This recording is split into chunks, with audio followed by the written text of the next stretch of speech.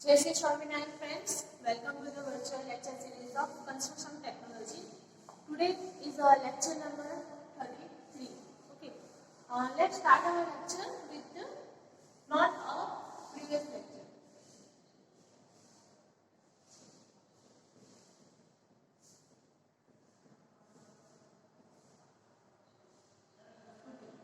Last lecture में अपन શું ભણ્યા હતા? તો પ્રોડક્શન ઓફ કોન્ક્રીટ ના ડિફરન્ટ જે ટોપિક્સ હતા એ કમ્પ્લીટ કર્યા હતા આપણે. ઓકે, જેનો લાસ્ટ ટોપિક હતું ક્યોરિંગ, રાઈટ? એ સાથે આપણે લીધું હતું તો કે ફ્રેશ કોન્ક્રીટ. જ્યારે આપણે ફ્રેશ કોન્ક્રીટની વાત કરતા હોઈએ ત્યારે કઈ રીતનું એનું પ્રોપર્ટીઝ આવેલી છે એ એટલે કે એની વર્કેબિલિટી,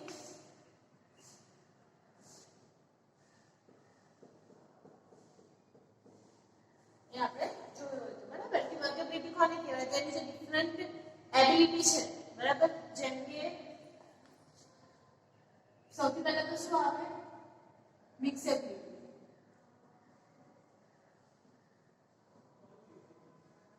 પછી ફ્લેક્સિબિલિટી, મોબિલિટી, એ સિવાય ટ્રાન્સપોર્ટેબિલિટી,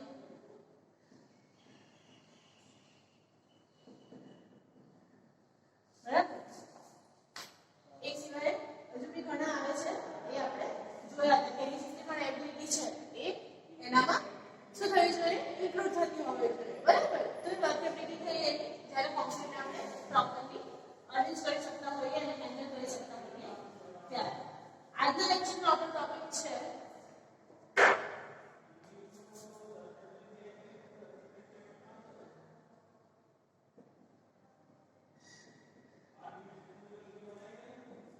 શું ઇન્ક્લુડ કરે છે કે water to cement ratio.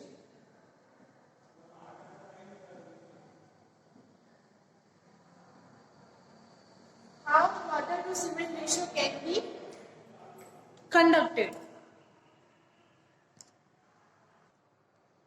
Okay, તો અહીંયા આગળ ટર્મ આવી આપણી કે વોટર સિમેન્ટ રેશિયો એટલે શું? બરાબર? તો કે કેમ એટલું ઇમ્પોર્ટન્ટ છે કોઈ પણ ફ્રેશ કોન્ક્રીટની અંદર વોટર થી સિમેન્ટના રેશિયો. બરાબર? તો કે વોટર સિમેન્ટ રેશિયો એટલે શું છે? તો કે proportion of the water respect to the cement. બરાબર?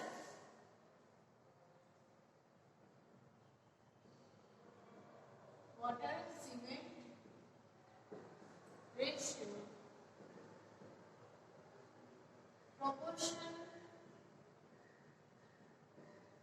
of water to the quantity of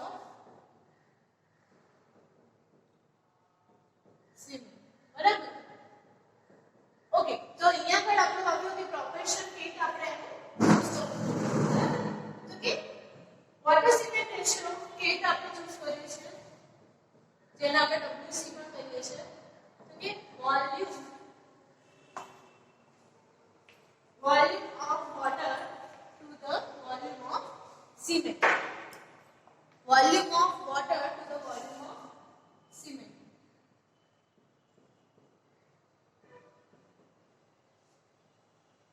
volume of cement. Okay, generalize એ થયું કે આપણે વોલ્યુમ ઓફ વોટર જેમ કે વોલ્યુમ ઓફ સિમેન્ટ આપણે 50 kg લીધું છે. બરાબર? અને રિક્વાયર્ડ વોલ્યુમ ઓફ વોટર શું છે આપણો?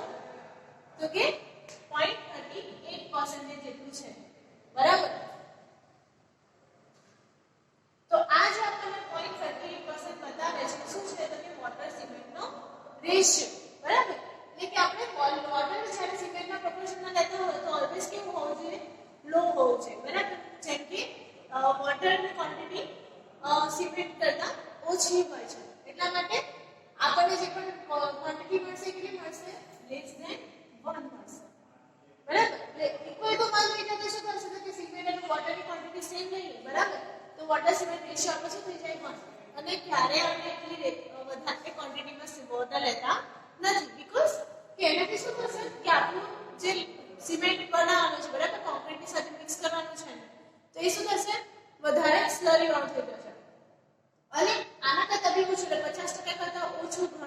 25% કે 30% આપણે લેતા હોય વોટર સિમેન્ટ રેશિયો, તો એ કન્ડિશનમાં શું થશે તો કે આપણો જે સિમેન્ટ છે બરાબર એ થોડો હાર્ડ થઈ જશે, કેમ કે જો ઓછું વોટર એડ કરેલું હશે તો એ જલ્દી મિક્સઅપ કરી શકશે નહીં એગ્રીગેટ અને સેન્ડ, બરાબર. તો એ કન્ડિશનમાં આપણે always water cement ratio proper બને રીતે લેવાનું હોય છે. The strength and the permeability of concrete depends on the water cement ratio, બરાબર. કે જો strength and permeability, બરાબર, કે એની કોઈપણ કોન્ક્રીટ છે એની સ્ટ્રેન્થ અને permeability સારી પર ડિપેન્ડ કરે છે તો કેના વોટર સિમેન્ટ રેશિયો ઉપર, કે જો વોટરની ક્વોન્ટિટી વધારે થઈ ગઈ તો એની સ્ટ્રેન્થ આપણને ઓછી મળશે અને જો આપણે વર્કેબિલિટી એ થઈ શકશે નહીં પ્રોપરલી, બરાબર. અને જો આપણે ઓછું રાખેલું છે એ કન્ડિશનમાં પણ પ્રોબ્લેમ થઈ શકે છે અને વર્કેબિલિટી એમાં પણ કામ કરતી નથી, બરાબર.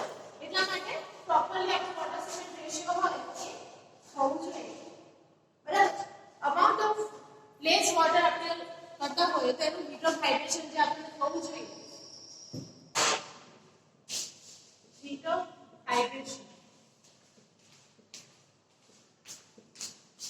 બરાબર.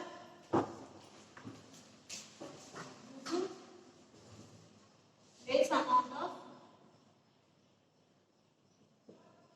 શું થશે રિલીઝ થશે નહીં, બરાબર.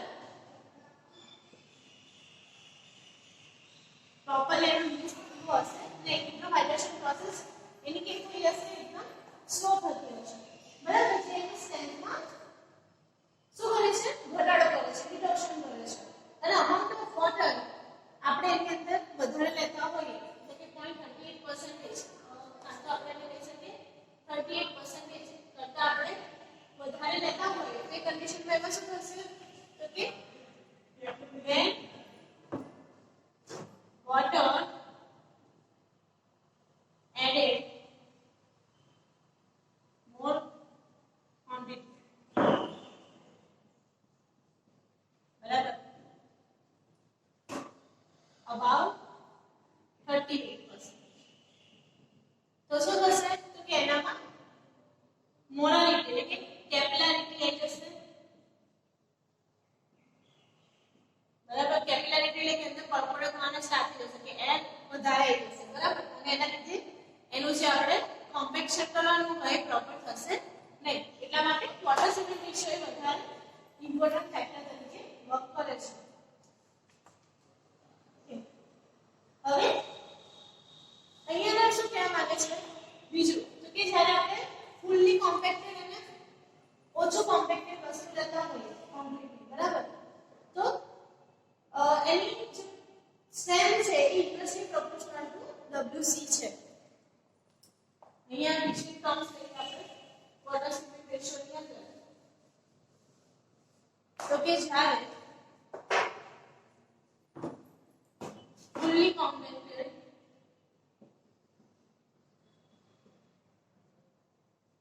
કોન્ક્રીટ, બરાબર, ફૂલ્લી કોમ્પેક્ટેડ કોન્ક્રીટ હોય and amount of water to cement ratio is low.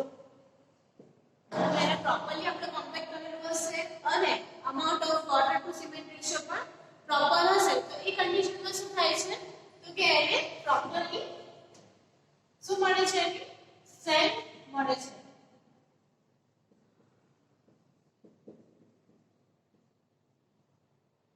enough.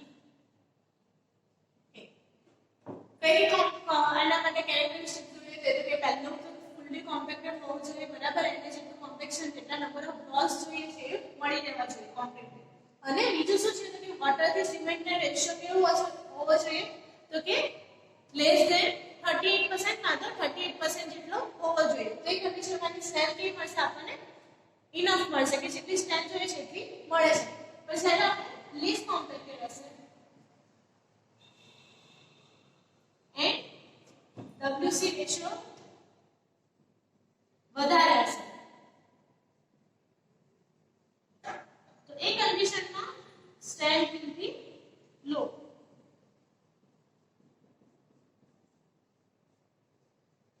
બરાબર? તો આટલું આપણે ધ્યાન રાખવાનું છે કે વોટર સિમેન્ટ રેશિયોમાં ઓલવેઝ વોટરની ક્વોન્ટિટી કેવી હોવી જોઈએ? અબાઉટ 28%. બરાબર? જ્યારે તમને કન્સિસ્ટન્સી એની પ્રોપર જોઈએ છે ત્યારે. એ સાથે બીજું શું જોઈએ તો કે ફૂલ્લી કોમ્પેક્ટેડ હોવું જોઈએ. બરાબર? અને વર્કેબલ, એની વર્કેબિલિટી સારી હોય એ કન્ડિશનમાં હોવું જોઈએ. તો આ હતું આપણું water to cement ratio. Okay, હવે જોઈએ what are the properties of harden concrete.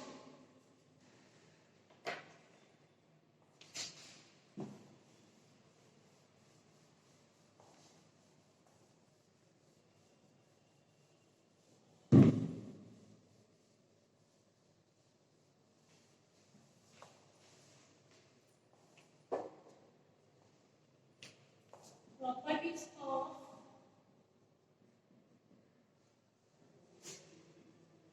hardened concrete. Okay.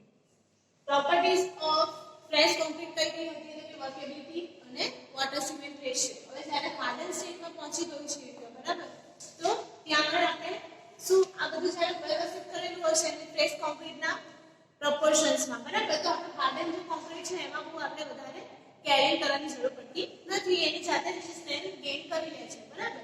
તો એ સાથે આપણે જોઈએ કે કયા કયા ડિફરન્ટ ટેસ્ટ આપણે હાર્ડન કોન્ક્રીટ માટે કરતા હોઈએ છીએ.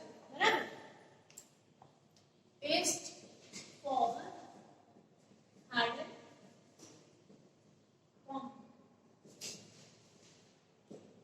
કયા ટેસ્ટ આવે છે? તો પહેલું તો આવે છે કોમ્પ્રેસિવ. Compressive test. બરાબર? એ પછી આવે છે ટેન્સાઇલ ટેસ્ટ.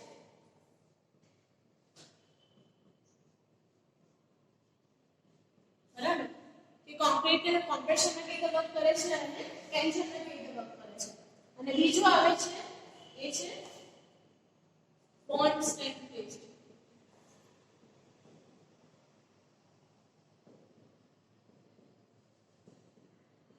આ ટેસ્ટિંગ કઈ કરવામાં આવે તો જ્યારે આપણે કોન્ક્રીટ પૂરેપૂરો ક્યોર થઈ ગયેલો છે અને એના હાર્ડન સ્ટેટમાં પહોંચી ગયો છે, ત્યારબાદ જે ટેસ્ટ છે એ આફ્ટર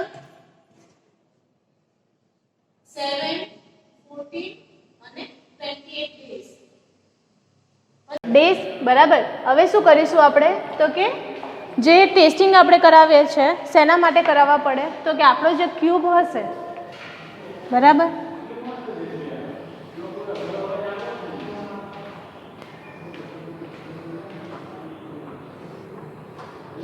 ફિફ્ટીન અને 15. બરાબર? તો આપણો 15/15નો શું લીધું છે? ક્યુબ જનરેટ કરેલો છે. તો એ કન્ડિશનમાં આપણે શું ફાઇન્ડ કરવાનું છે? કોમ્પ્રેસિવ સ્ટ્રેન્થ ફાઇન્ડ કરવાની છે. તો શું કરશું તો કે કોમ્પ્રેશન ટેસ્ટિંગ મશીનમાં આપણે આપણો જે ક્યુબ છે એને મૂકીએ છીએ. આ શેના માટે આપણે કોમ્પ્રેસિવ ટેસ્ટિંગ ઇમ્પોર્ટન્ટ છે? આ બધા ટેસ્ટિંગ તો કે જ્યારે બી આપણે રિયલ લાઈફમાં જે કોઈ કોમ્પોનન્ટ્સ રેડી કરવાના છે, બરાબર, તો એ કોમ્પોનન્ટ્સ પ્રોપરલી સ્ટ્રેન્થ લઈ શકે એવા હોવા જોઈએ. બરાબર? જો આપણે પહેલાંથી આપણે કશું ટ્રાયલ નહીં આપેલો હોય તો શું થશે? આપણું જે ફેક્ટર જે આપણો ક્યુબનો પોર્શન છે શું થશે? ફેલ થશે જ્યારે ઓન ફિલ્ડ આપણે કરવાનું હશે ત્યારે. એટલા માટે આટલા જે ટેસ્ટિંગ છે આપણે લેબોરેટરી ટેસ્ટિંગ કરાવવા ઇમ્પોર્ટન્ટ બને છે. તો કોમ્પ્રેસિવ ફોર્સ હોય એના માટે આપણે, કેમ કે આપણું કોન્ક્રીટ કેવું મટીરિયલ છે? કોમ્પ્રેશન લે એવું, એટલે કે કોમ્પ્રેસિવ લોડ માટેનું હોય. બરાબર? જ્યારે કોની વાત કરતા હોઈએ આપણે? સિમેન્ટ કે કોન્ક્રીટની. બરાબર? એની પ્રોપર્ટી કેવી છે તો કે કોમ્પ્રેસિવ લોડ લે એના માટે. એટલે મેઇન તો એનું કોમ્પ્રેસિવ ફેક્ટર છે કે નહીં, કેટલું છે એ આપણે ચેક કરાવવું પડે. એટલે કે આફ્ટર 20 આપણને M20 મળે છે, M25 મળે છે કે 30 મળે છે કે એના બધા કરતાં ઓછું મળે છે, એ આપણે ચેકિંગ કેના થ્રુ કરી શકીએ છીએ તો કે કોમ્પ્રેસિવ ટેસ્ટ થ્રુ. બરાબર? એના જે મશીન છે એને આપણે કહીએ છીએ universal compressive testing machine.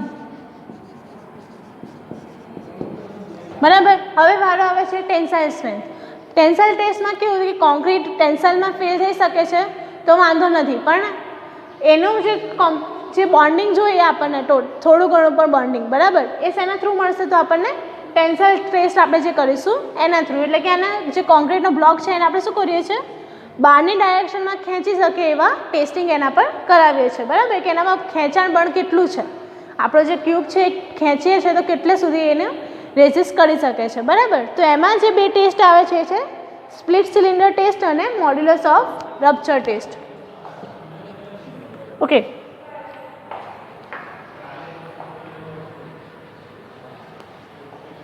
Split cylinder test અને modulus of rupture test.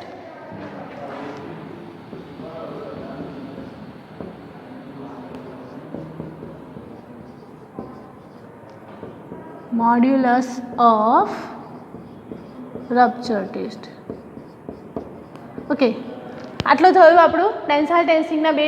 Split સિલિન્ડરમાં શું હશે તો કે આપણે જે ક્યુબ કરીએ છીએ એની જગ્યાએ શું કરીશું, આપણે સિલિન્ડર પ્રિપેર કરીશું, બરાબર, અને એને આપણે ટેન્શન ફોર્સ આપીશું, બરાબર, બધી ડાયરેક્શનમાંથી. બાયએક્સિયલ હોઈ શકે, યુનિએક્સિયલ હોઈ શકે, એટલે કે વન ડાયરેક્શનલ, ટુ ડાયરેક્શનલ અને ટ્રાય ડાયરેક્શનલ, બરાબર, ત્રણેય ડાયરેક્શનમાંથી આપણે ખેંચતા હોય એવું પણ હોઈ શકે છે. અને મોડ્યુલસ ઓફ રપ્ચર કે જે આપણને ફેલરનો ગ્રાફ બતાવે છે. એ પછી આવે છે બોન્ડ સ્ટ્રેન્થ, બરાબર. બોન્ડ સ્ટ્રેન્થ એના માટે જોઈએ તો કે બે અલગ અલગ એલિમેન્ટ્સ છે, કોમ્પોનન્ટ્સ છે, સ્ટ્રક્ચરલ કોમ્પોનન્ટ્સ એના બોન્ડિંગ માટે. જેમ કે કોલમ ટુ બીમનું જે જંક્શન આવશે, બરાબર, એમાં કેવી સ્ટ્રેન્થ મળે છે. પછી બીમ ટુ સ્લેબની વાત કરીએ, બરાબર, તો એ જો પ્રોપર એકબીજાની સાથે જોઈન્ટ નહીં થઈ શકે તો ત્યાં આગળ પણ ફેલર થાય છે. એટલા માટે કોન્ક્રીટમાં બોન્ડ સ્ટ્રેન્થ કેવી રીતે ફાઇન્ડ થાય છે એ પણ જાણવું જોઈએ. ઓકે, એ પછી આવે છે ગ્રેડ્સ ઓફ કોન્ક્રીટ, બરાબર, કે ડિફરન્ટ કયા કયા ગ્રેડ્સના કોન્ક્રીટ હોય છે.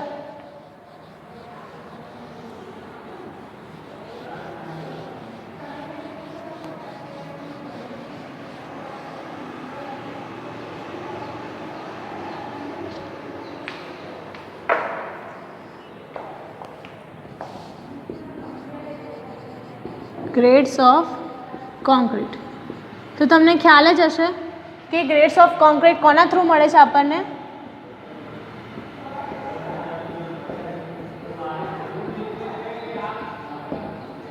બરાબર. તો IS 456 2000 જે છે, બરાબર, એને different kinds of grades of કોન્ક્રીટને ડિફાઇન કરેલા છે. પર્ટિક્યુલરલી ખાલી એક જ સિમેન્ટની વાત કરીએ, બરાબર, પોર્ટલેન્ડ આપણે સિમેન્ટ લેતા હોઈએ, ઓર્ડિનરી પોર્ટલેન્ડ સિમેન્ટ, બરાબર, એમાંથી જ આપણે કોન્ક્રીટ પ્રિપેર કરતા હોય તો એના ડિફરન્ટ ગ્રેડ્સ બની શકે છે. શેની પર ડિપેન્ડ કરે છે તો કે આપણે જે સિમેન્ટ,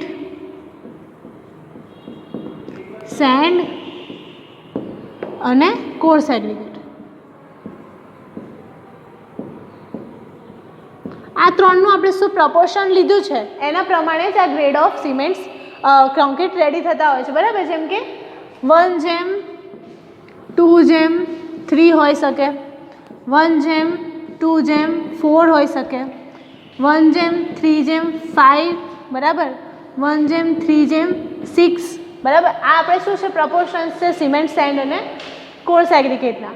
પહેલું જે બતાવીએ આપણું શું હશે, સિમેન્ટ, સેકન્ડ હોય સેન્ડ અને થર્ડ વન હોય એ કોર્સ એગ્રીગેટ, બરાબર. તો એના પ્રમાણે આ જેમ જેમ આપણે સિમેન્ટ, એગ્રીગેટ અને સેન્ડની ક્વોન્ટિટી વધારતા જઈશું એમ આપણો લોઅર ગ્રેડનો કોન્ક્રીટ રેડી થાય છે. એટલે કે જે લાસ્ટ હશે એ કેવો હશે તો કે લોઅર ગ્રેડનો, બરાબર. જેમ કે M20 છે, M10 છે, M15 છે, એવા ડિફરન્ટ ગ્રેડ્સ બનતા હોય છે.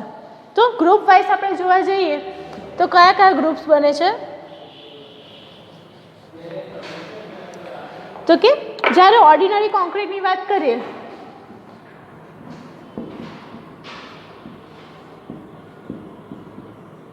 બરાબર, તો એમાં M10 થી લઈને M20 સુધીના આપણા ગ્રેડિંગ હોય છે.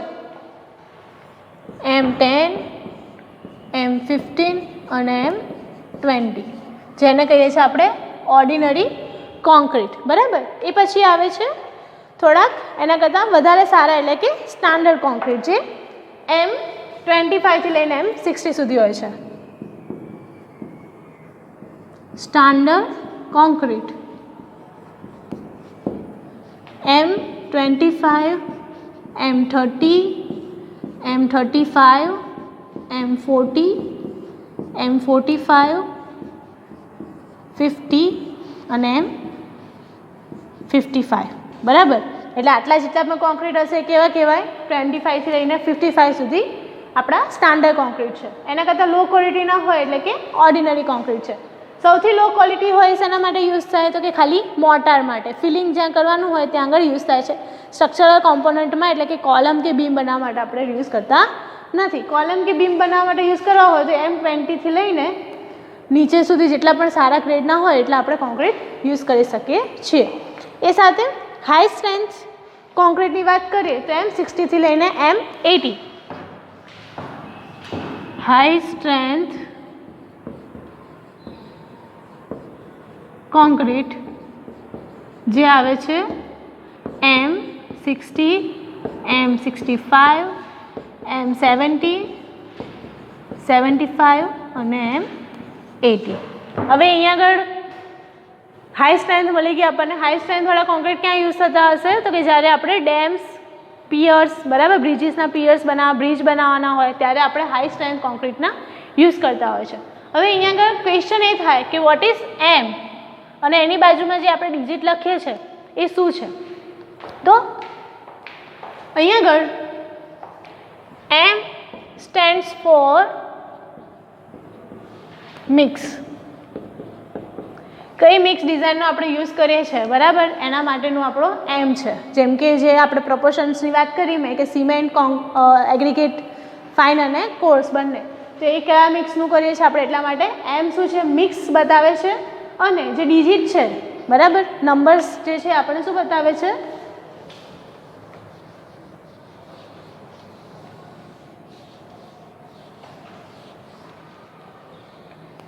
Numbers shows characteristic strength of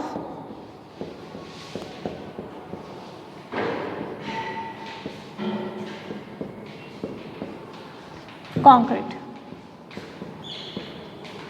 after 28 days બરાબર. 28 દિવસના અંતે આપણને કેરેક્ટરિસ્ટિક સ્ટ્રેન્થ કેટલી મળે છે એના પ્રમાણે આપણે એ નંબર બતાવતા હોય છે. એટલે કે જ્યારે M10ની વાત કરતા હોઈએ તો M એ શું છે? મિક્સ છે. અને 10 જે છે એ શું છે? એની કેરેક્ટરિસ્ટિક સ્ટ્રેન્થ બરાબર. કેવી રીતે મળે છે? તો આપણે એને શું કરીએ છીએ? કોમ્પ્રેસિવ ટેસ્ટિંગની મશીન થ્રુ એનું આપણે ટેસ્ટિંગ કરીએ છીએ ઇન્ટરવલ પર 7, 14 અને 28 ડેઝ પછી. અને જે આપણને સ્ટ્રેન્થ મળે છે એને આપણે જો 10-15 આપણે એક જ ક્યુબમાં નથી કરતા, એ શું કરીએ છીએ? આપણે બંચ ઓફ ક્યુબ્સનું આપણે બ્રેકિંગ કરાતા હોય છે, કોમ્પ્રેસિવ ટેસ્ટ કરાતા હોય છે. બધામાં જે પણ વેલ્યુ મળે એ આની આજુબાજુની હોય છે, એટલા માટે એને કહીએ છીએ આપણે M10. ઓકે, સો આટલે સુધી આપણે આજ લેક્ચરમાં રાખીએ છીએ. નેક્સ્ટ લેક્ચરમાં આપણે જોઈશું કે how the different conditions of કઈ ટાઈપના કોન્ક્રીટ હોય છે બરાબર, અને કેવી રીતે વર્ક કરાવતા હોય છે. તો આજના લેક્ચરનો ક્વેશ્ચન તો state different grades of concrete. જે હમણાં વાત કરી કે કયા કયા ટાઈપના કોન્ક્રીટ હોય છે, તો કે ઓર્ડિનરી કોન્ક્રીટ બરાબર, પછી આવે છે સ્ટાન્ડર્ડ કોન્ક્રીટ અને હાઈ સ્ટ્રેન્થ કોન્ક્રીટ, અને એમાં કયા કયા ગ્રેડના સિમેન્ટનો કે કોન્ક્રીટનો યુઝ થતો હોય છે એ આપણે લખવાનું છે. Okay, so this is all for the lecture. Next લેક્ચરમાં આપણે જે કોન્ક્રીટના ટાઈપ્સ છે બરાબર એ જોઈશું. ત્યાં સુધી જય શ્રી સ્વામિનારાયણ. આઈ એમ કૃષ્ણા પંચાલ, સાઇનિંગ ઓફ.